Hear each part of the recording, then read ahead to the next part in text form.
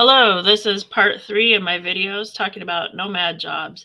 And if this is your first time watching me, what I've been doing is a couple of videos about jobs that you can do if you happen to live in your car, live in an RV or van. And some of these jobs do offer housing. So they're usually a temporary job and involve seasonal work. Last time I brought up a list and we can do that again. So let me see here. Uh, Give you this list here. Feel free to take a screenshot. This is just the same list I put in my last video. Today we're going to go in a little more detail on what's on this list.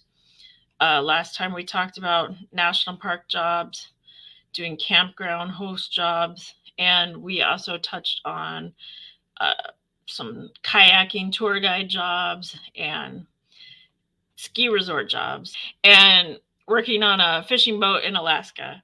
So when I say we're going to kind of go over some of this stuff, I do want to go over a little more detail because the idea here is some of the information I'm giving you is just from my firsthand experience that I did. And then there's going to be some information where it's going to be where you're going to have to do your own research because I don't know about these jobs. And I'm going to give you the information and you'll have to look into them a little bit further. So let's talk about how things have changed a bit in the last few years, where a lot of jobs have transitioned to working from home jobs. Well, that means that you really don't even need to stay in one place for one close to your job. You can travel around the country and you are still working from home. But the issue with that is you usually need some sort of Wi Fi, internet signal, and sometimes phone signal. So people that do like to do the whole RV van life, maybe they go somewhere deep into the woods and there's no cell phone service. Usually that's not going to work out. So if you're doing a work from home customer service job and you need a telephone to do that job, might not be the best idea. Now, if you're in an area that does have Wi-Fi and totally good internet signal, you could travel the whole country, live in your RV, see all sorts of places, and still work, still get your money direct deposited right, to your bank account. Um, but like I said, there are some people that are limited by if they have a Wi-Fi, internet, or phone service connection. Okay, so a lot of those jobs, like IT jobs, you don't need to go into the office every day, but you still need that internet connection. So let's talk about some other jobs that people do where there's travel involved or where you don't need to be in one place, where you're living close to your job. You can travel anywhere. Um, One job would be maybe like working as a truck driver. Now, there's truck driver jobs that you work for a company and they provide you the truck and you have a set route that you do. And you might travel over several states and be gone for the whole week. And then you come back and be with your family on the weekend. But then you're out on the road again for the next week. There are some people that own their own trucks. And, one thing about being a truck driver is they've got the whole kind of like back area of the cab is like a bed. And they might have a television there. And people do live in their truck. And since they own their own truck or lease it, they may have contracts they've already set up on their own with, a certain route that they do to deliver certain goods. And, I'm just throwing that out as a job idea. But a lot of people say, well, I, don't know how to drive a big rig. I don't know how to drive a big, huge vehicle like that. And yes, you do need special licensing for that. So the reason I'm giving you jobs that you're like, well, this isn't a job I can do because I don't have the training for it. The idea here is to just give people some job ideas that you don't always have to live in one location and that you can travel all over. So if some of these don't apply to you, feel free to just disregard the information. But if I get back to some of the stuff that's here on my list, uh, last time I talked about fishing jobs in Alaska. So I thought, okay, I'm going to show you a website. I live in an area where one of the, I guess, like a hiring office for where they do the hiring for a certain fishing job in Alaska. There's probably plenty of companies that do this, but the one that I'm referring to, There's a company that I did an interview with, so that's why I want to mention them here. And so I thought I would bring up their website so you can know who I'm talking about. So here you see it's called Icicle Seafood, and they have offices in Seattle, Washington, but the jobs are either Washington based or Alaska based. When I went to this website to kind of find out a little bit more what's going on, it seemed like this website maybe hasn't been updated in a while. So they mentioned talking about how there was some big changes that happened in 2020. They advise you to sign up for a hiring event. And then down here, it says that their recruitment and interviews will be held remotely during 2020 to 2021.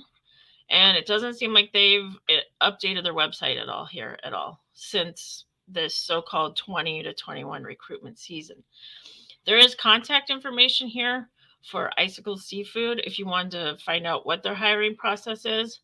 But unfortunately, I just wasn't finding the job listings when I try to click on some of these links. It does tell you what their season is for when they do their hiring.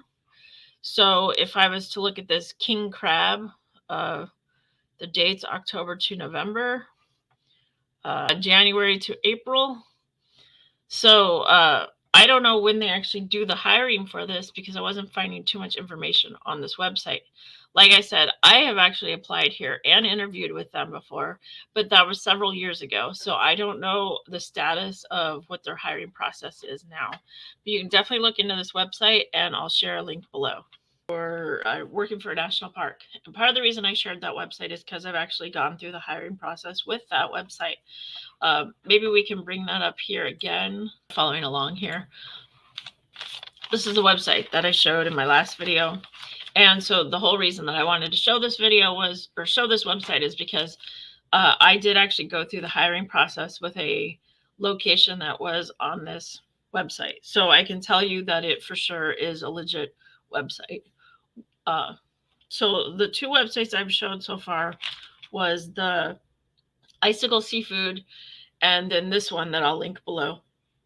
So these are ones I can absolutely guarantee I've gone through their hiring process, interviewing, all of that stuff.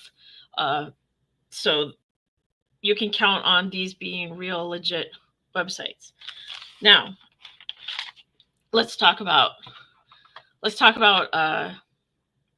2019. Okay, so I will maybe put this back up for everyone to look at. Like I said, feel free to take a screenshot of this if it would be helpful.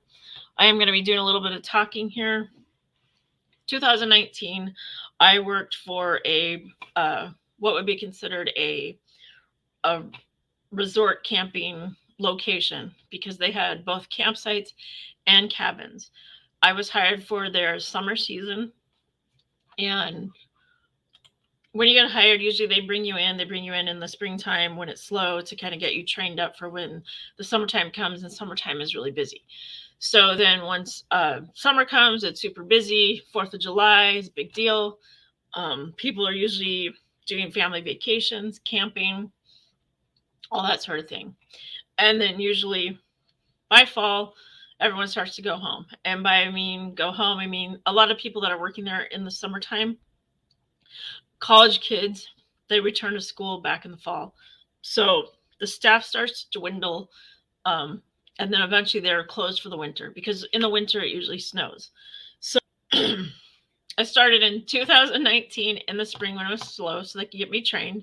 Then I worked all through the summer, and then when the fall came and there really were not people like doing camping or family vacations or anything like that because a lot of kids' families go back to school then. That is when they would still use the staff to kind of help with other projects to get things ready for the following year. So like any repairs that need to be done, fresh coat of paint on the walls for the cabins, replacing any carpet, because that's all stuff you're not going to do while guests are there during the summer. You do it in the off season. The thing that happens is because it is a job that is going to be ending soon, when it hits like summertime and then fall, you need to start lining things up for what your next job is going to be. And so that's why when you start looking at other jobs, jobs that are going to be starting the following spring usually hire in the fall. So while I was still working in the summer and fall, I was applying to other jobs to try to get ready for where my next stop was going to be, what my next job would be for the following year, and get that all lined up. So you kind of always have that in your mind of, this job's going great, but what's going to happen when this job ends and it's winter and it's snowing and I'm going to need to go somewhere. So the place I worked at that actually had the campsites and the cabins, I will definitely get into way more details about that job in a future video. But what I wanted to say was that job did not offer any housing. They did not offer meals. And I've had other jobs that have offered housing and meals. But what they did offer is, if you had an RV, they had RV hookups. So you could hook up to power, electric, and hook up to water. So if you had an RV, obviously you're going to have maybe battery power things as well if you're off grid. But having the water to be hooked up so you could take a shower in your RV if that's what you had. I think there still could have been an option that if someone lived in, say, a van or some other type of vehicle, there were public showers and public restrooms. There wouldn't have really been anywhere to cook food, but if you're kind of at a campsite, so you can cook outdoors, like on a grill that's outdoors. So I mean, technically you could cook outside. If you were living in some sort of other vehicle, like a van, I feel like sometimes when I talk about van life, the idea I get in my head is kind of like groovy hippies from the 60s in a VW bus. Those buses were big enough for like all your friends to fit in there, plus a bed, and you go camping and you go on road trips. And I kind of also get this idea of like bands that go on the road and you need to load up all your equipment and all your drum sets and everything into a van, and then you go on the road and go cross country and go on tour. Like, these are the images I have in my head of people that live in a van. But anyways, I think that living in a van could have been an option for someone to work at that resort, because there were public showers and there were laundry facilities, there was public bathrooms and things like that. Okay, so the reason why I'm telling this whole story is because it was during that time, 2019, that I went to the website. Let me look here. I went to this website looking for jobs and applied.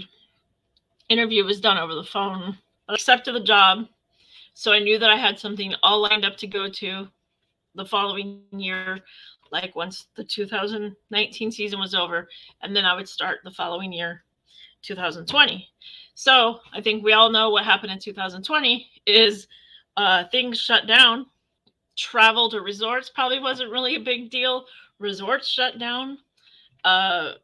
People were losing their jobs because jobs were shutting down. So this is why basically everything that I had lined up, that I had planned well in advance to have my next job, was now, put on hold, was now like not going to happen. And I had to consider a backup plan. But that's why I say that I do know that that was a legitimate website, and that I went through the hiring process, and that I know that jobs were being offered at that time. Now, I can't tell you what's happened since then. Obviously, it looks like they're still hiring. People are traveling again. Resorts have opened, and people have jobs again. People have money again. But I just want to put this into perspective of what my situation was, because I am talking about going from working at this wonderful resort in 2019 to expecting to go work at another wonderful resort in 2020. And then that didn't happen because of all the shutdowns that happened in 2020. Okay, so let's see if I can talk about a few more things I've made notes of. Because my idea was to go over what was on this list.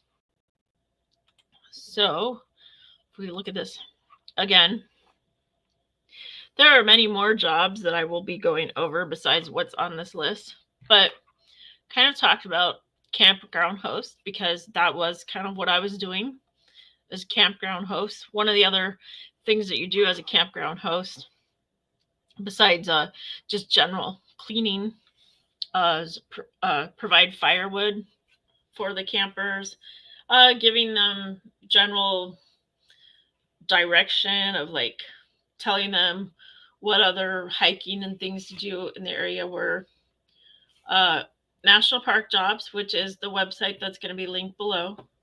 Ski resorts, I haven't talked about that too much, but I have worked at a ski resort. The fishing jobs, like I said, we'll have a link below for that. And then some of the other stuff that's on this list we'll go over in the future. But I think there's probably things that aren't on this list. So I kind of just wrote down some things on a piece of paper here. And one of the things I wanted to throw out was ministry work, usually religious based. And something like that is not necessarily a job because it's usually like a volunteer position. But if you were to work with a church and then they send you off to do ministry work somewhere, I mean, more than likely you're going to have your housing provided to you. Meals are going to be provided to you. If you are staying with a church group, or they may have like a host family that you stay with. I don't know if you get some sort of petty cash or whatever for your travels. But you will have at least a place to stay and meals. And then, of course, you would be meeting with people and sharing the gospel and your beliefs and all of that. So I did kind of put it down as a job, but maybe it's not considered really like a job. But some of the ideas here are, if you're someone that lives in your car, meaning you either have to live in your car or you want to live in your car because you want to travel the country and explore and see new places. That's kind of the idea here of the jobs that I have.